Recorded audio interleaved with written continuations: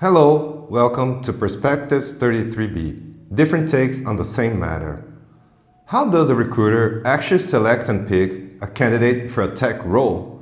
To understand that question through fictional examples, we are here today with the head of people from a global tech firm.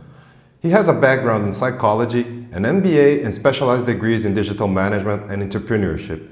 With 15 years in the tech talent space, he's seen it all, from big multinational companies and specialized headhunting firms to project consulting and IT outsourcing. So let's dive in. How do you actually choose the right person for a tech gig? Well, first of all, it's great to be here. Let's get to the first example of answer. We're going to call it the corporate standard response. To keep it simple, let's first break down companies down into three buckets. First of all, traditional companies without T departments. The second one, the pure play tech companies. And the third one, IT outsourcing project consultancies. Let's get to the first bucket for the ideal IT candidate. The first bucket, the traditional giants, where IT is a support function. In these companies, tech isn't the product, it's the engine room. Because human resources usually isn't tech native, you're facing a double gatekeeper situation. First one, the human resources. You've got to pass the corporate citizenship test first. They're looking your degree, your English fluency, other knowledge for other types of language, your vibe, things like are you a crusher or a collaborator. They'll even look at your side projects to see if you fit the mold, and more filters like these ones. Then you've got the hiring manager's deep dive. If you survive human resources, you get to the actual IT lead. This is where it gets tech analysis. For example, they're checking if you're legit in Java or Python, if you thrived in Scrum Agile, or even if you wrestled with ERPs and automation. The reality check.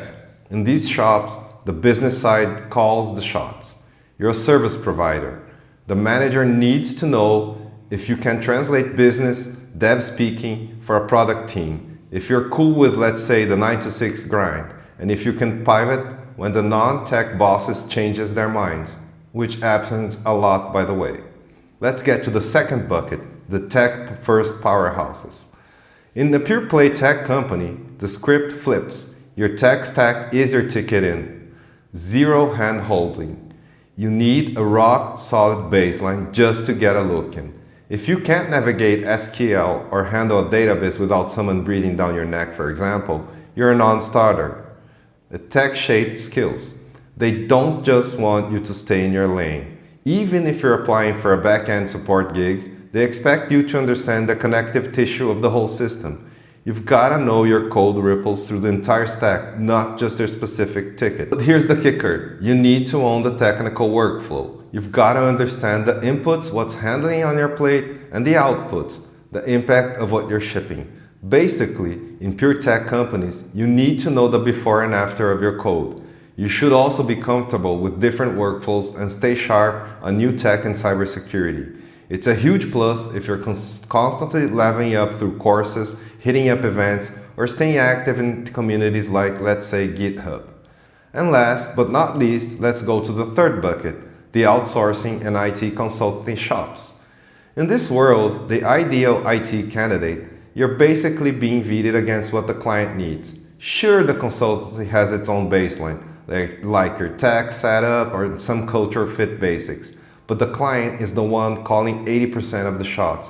They dictate the technical stack, the certifications, your past experience, the working hours, and whether, let's say, you're remote, hybrid, or in office. The consultancy does a quick first pass, maybe a vibe check and a basic coding test, but then the finalists are tossed straight to the client. What those clients really care about, whether you can ship under pressure, stay flexible, and deliver consistently. They're usually wary of job hoppers because they're terrified of being left in the lurk mid-project. Look, regardless of the three buckets I said before, here's my advice. There's no magic formula for getting hired in tech. My best advice, do your homework. I mean, really dig into the company you're eyeing. Scout their site, read their latest news, check out what they're planning, and stalk their leaders on LinkedIn. Being tech ready is just the baseline. Showing you actually get the company is what really blows people away. There's no 10-item checklist to guarantee a win, but that's how you stand out. What's the second example of answer? We're gonna call it the sincere response. Look, let's be real, sincere and honest. You've gotta be a technical powerhouse, but you also need to show you can play ball and negotiate your deliverables. Being a hard-headed dev who only cares about the stack is a dead end. You need business knowledge. At the end of the day, IT exists to help the business make more, spend less, and run leaner. You've got to vibe with the company culture, everything from the working hours to the dress code and how you communicate.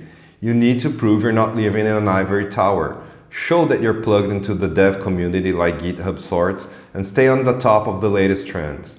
And obviously, none of that matters if you don't have a track record of shipping, a track record of deliverables. You need to prove you can deliver without hiding behind excuses like the timeline shifted or the requirements changed. Here's a news flash. That's always going to happen because business moves fast, the world is dynamic. You've got to bring creativity, commitment, and an owner mindset to the table. What's the third example of answer? We're going to call it the ideal world response.